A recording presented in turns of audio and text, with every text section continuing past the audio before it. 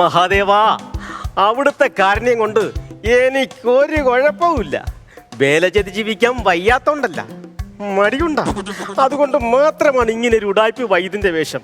ഇന്ന് ഏതെങ്കിലും ഒരു മണ്ടനെ അയച്ച് എന്നെ ഒന്ന് സഹായിക്കണം എന്ന് സർവസിദ്ധ വൈദ്യൻ വൈദ്യരേ, അകത്തേക്ക് വരാവോ? പ്രാർത്ഥിച്ച് തീരുമ്പുതാ വന്ന് കിടക്കുന്നേ. ആര് കിടക്കുന്നെന്ന്? അല്ല, ഒന്നുമില്ല, ഇരിക്കോ. ഇരിക്കാൻ ഒട്ടും നേരമില്ല. വേണമെങ്കിൽ ഒരു 2 മണിക്കൂർ നിൽക്കാം. എന്താ വന്നത്? ഞാൻ എന്റെ കുഞ്ഞമ്മയുടെ കല്യാണം പറഞ്ഞു വന്നതാ. കൊച്ചച്ഛന്റെ അറിവോടെ തന്നെയാണോ? എന്റെ പൊന്നു വൈദ്യരെ, മണ്ടത്തരങ്ങൾ വിളമ്പാതാ. എനിക്ക് സുഖമില്ലാത്തതുകൊണ്ടല്ലേ എന്നെ ഇങ്ങോട്ട് കെട്ടിയെടുത്തത്. പോട്ടെ, നമുക്ക് കാര്യത്തിലേക്ക് കിടക്കാം. കാര്യത്തിലേക്ക് കിടക്കുന്നതിന് മുമ്പ് എനിക്ക് ചില കാര്യങ്ങൾ അറിയാനുണ്ട്. ചോദിച്ചോളൂ. ഇവിടെ കിടത്തി ചികിത്സയുണ്ടോ? ഇല്ല, ചികിത്സിച്ച് കിടത്തും. അല്ല, വേണമെങ്കിൽ ചേട്ടത്തെ ചികിത്സിക്കും. ചേട്ടത്തെ ചികിത്സിക്കൂ? അല്ല, കിടത്തി ചികിത്സിക്കും. ഞാൻ കേട്ടത് ചേട്ടത്തെ ചികിത്സിക്കുന്നാ. പിന്നെ വേറെ ഈ ഉഴിച്ചിലോ പിടിച്ചിലോ ഒക്കെ ഉണ്ടോ? ഉഴിച്ചിലില്ല, പക്ഷെ അവസാനം ഒരു പിഴിച്ചിലുണ്ടോ? എനിക്ക് വന്നപ്പോഴേ എനിക്ക് മനസ്സിലായി ഞാനൊരു പാവപ്പെട്ടവനാണ്. പിന്നെ എനിക്ക് വേറെ ചില സംശയങ്ങൾ ചോദിച്ചു. ഈ സർവസിദ്ധ വൈദ്യനാവുമ്പം എല്ലാ ചികിത്സയും ഇവിടെ കിട്ടുമല്ലോ? എല്ലാം ഉണ്ട്, ജ്യോതിഷമുണ്ടല്ലോ. അപ്പൊ ഈ വിഷചികിത്സയുണ്ടോ? പിന്നെ വിഷം ഇറക്കിയിട്ടുണ്ടോ? എത്രയോ പ്രാവശ്യം. എന്നിട്ടാണ് ആ കൂളായിട്ട് ഇങ്ങനെ നിൽക്കുന്നത്? അതല്ല, കടിച്ച പാമ്പിനെ വരുത്തി വിഷം ഇറക്കിയിട്ടുണ്ട്. അങ്ങനെ. എന്നാ അടുത്ത ചോദ്യം, ഈ പാമ്പ് കടിച്ചാലേ വിഷം മേപ്പോട്ട് പോവോ താപ്പോട്ട് പോവോ? പോട്ട് പോവും. എന്നാ പാമ്പ് പോയി കിടന്ന് ഊഞ്ഞാലാടാൻ പറ.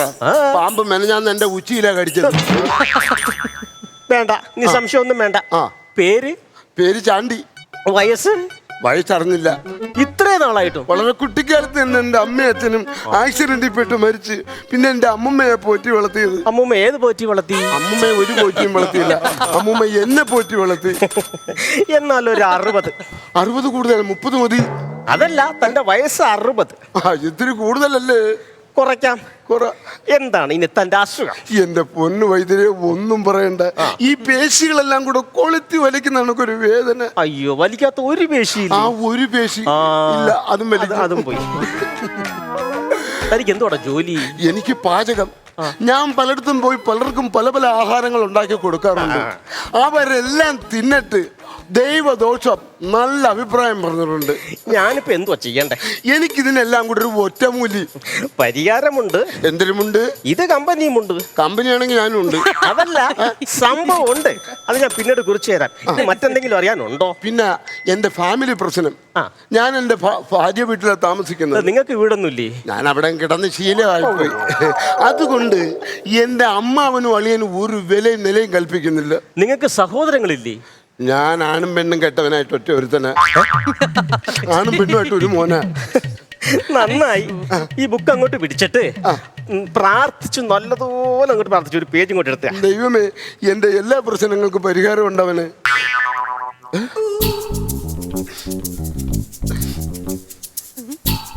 എന്തൊരു പ്രാർത്ഥന? ബുക്ക് മാറിപ്പോയി, സോറി. അല്ല, അത് മതിയായിരുന്നു. വേണ്ട. ദൈവമേ, ഇനിയെങ്കിലും ഒരു കുഴപ്പം വരുന്നത്. എന്റെ ജീവിതമാണെ മുന്നോട്ട് പോകണം. അതിന് നല്ലൊരു പേജ് തുറന്നു തരണേ എന്റെ ദേവി. ഫുലാൻ ദേവി. ആരാ ഈ ഫുലാൻ ദേവി? വടക്കേന്റെ ഉള്ളൊരു ദേവിയാ, ഭയങ്കര ശക്തിയാ. അയ്യോ, നിങ്ങൾക്ക് കിട്ടിയിരിക്കുന്ന ഭാഗം കള്ളിയാങ്കാട്ടി നീലിയുടെ ഭാഗമാണല്ലോ. അതാണല്ലോ എന്റെ പ്രാർത്ഥന വരത്തില്ല. അതല്ല, കള്ളിയാങ്കാട്ടിൽ നീലിയുടെ ഭാഗം തന്നെ. പക്ഷേ ഈ കള്ളിയാങ്കാട്ടി നീലിയാകുമ്പോൾ നിങ്ങളുടെ വീട്ടിൽ പോക്കുവരവുണ്ട്. അതെന്റെ പെണ്ണുമ്പിള്ളയും പറയാറുണ്ട്. കുറെ നാളായിട്ട് പോക്കുവരവുണ്ട്. പിടിക്കുന്നതിന്റെ അന്ന് എന്റെ കട്ടയും പടവും മടങ്ങുന്നു. ആ പോക്കുവരവല്ല, ആ പ്രശ്നം വിട്. നിങ്ങൾക്ക് വീട്ടിൽ ഒരു വില വേണം. അതല്ലേ? അതെ, എനിക്കവിടെ നിന്ന് നെഞ്ചും വിരിച്ച് നിൽക്കണം.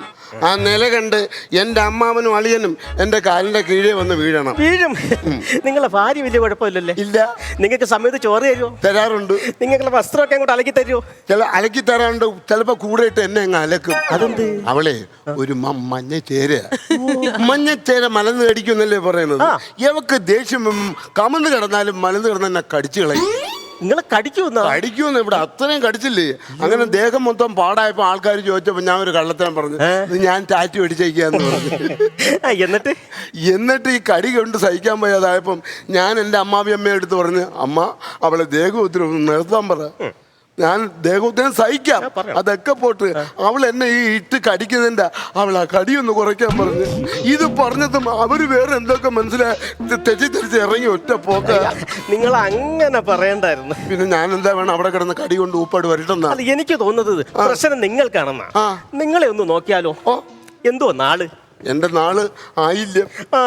ആയില്യം മകത്തിലോട്ടൊന്ന് കേറിയിട്ടുണ്ട്. ആയില്യം നഗത്തി കയറുമ്പോ വേദന എടുക്കത്തില്ലേ? മകമല്ല മകം. ഓ മകം. നമുക്ക് ഈ കവടി കറക്കി ഒന്ന് നോക്കിയാലോ? ആ നോക്കിയോ. ഓ ഓടാമഞ്ഞ് ആഹാ.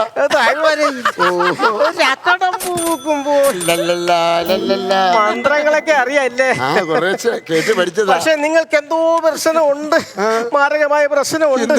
ഈ കബഡിയൊക്കെ കയ്യിലങ്ങോട്ട് കിടന്ന് കുരുങ്ങുക. അയ്യോ കവടി ഉടഞ്ഞല്ലോ. ഇപ്പൊ എന്താ പറയും ഇതില്ലാതെ. ഹലോ, ഒരു ചെറിയ പ്രശ്നം. എന്തെന്ന്?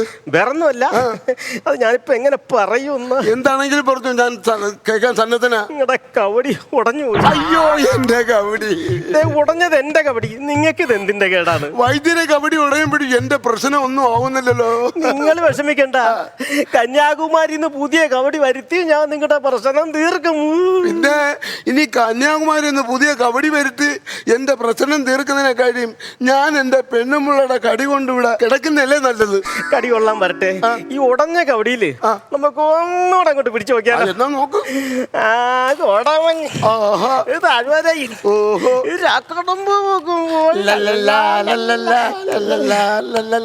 വൈദ്യരെ മന്ത്രമൊക്കെ ഞാൻ ഒരു ഇതങ്ങ് പഠിച്ച്. ഇനി വൈദ്യരടുത്ത് എനിക്കൊരു കാര്യം പറയാനുണ്ട്. മേല എങ്ങും പോയി ഇതേ കണക്കൊരു ഉടായ്പ വൈദ്യന്റെ വേഷം കെട്ടരുത്. ഇറങ്ങി പോടാ അവിടുന്ന്.